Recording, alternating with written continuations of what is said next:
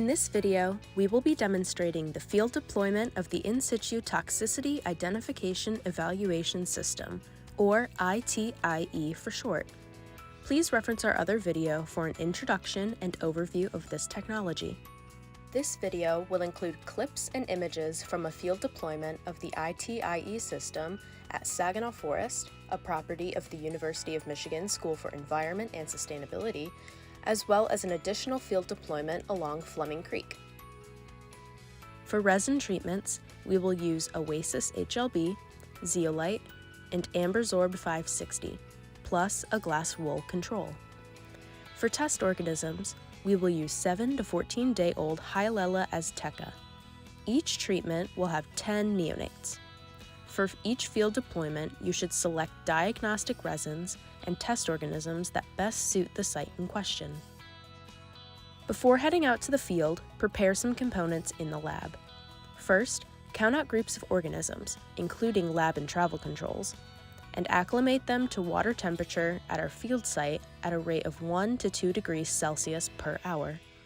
Once the organisms are acclimated, load them into transport containers like centrifuge tubes and maintain them at site temperature.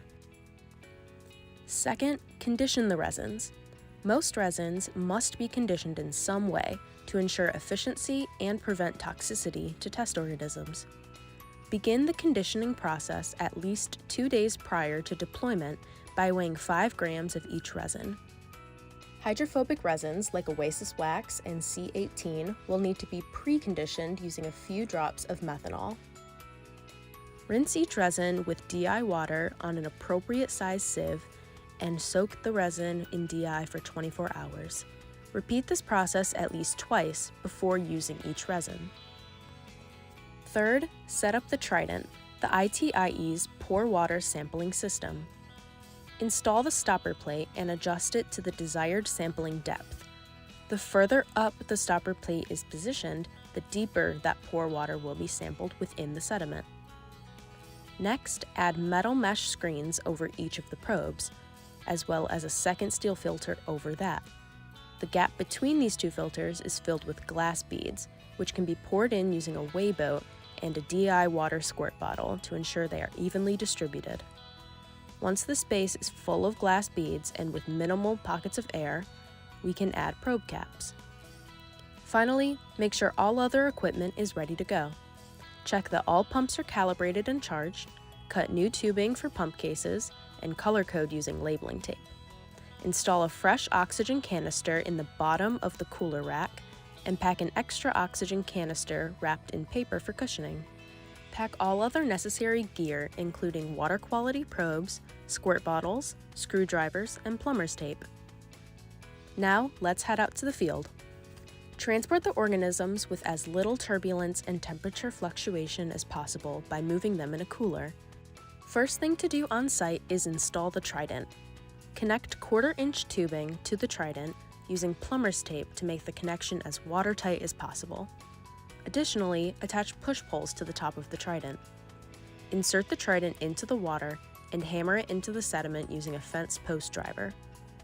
Try to insert the Trident without wiggling it too much, as this may make channels in sediment pockets, which could lead to unintended surface water drawdown.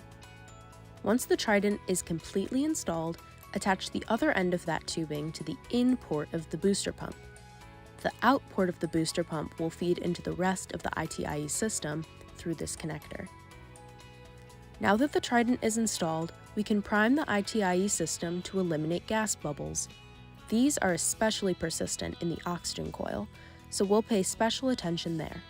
Run the booster pump at a quick velocity to fill the system with water and clear air bubbles. Tilting the iTIE carriage can help. You can also utilize the T-valve to open and close different parts of the system to help with priming. Next, prepare the iTIE units.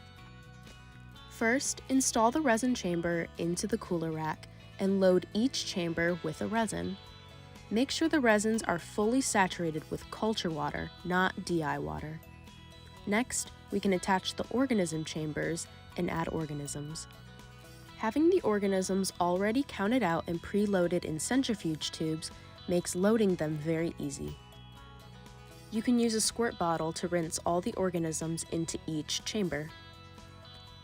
Once those are all loaded, make sure all units are topped off with culture water and attach the tops of the iTIE units. We will now finish setting up the rest of the components. Make sure all of the pump tubing is primed with water and attach the tubing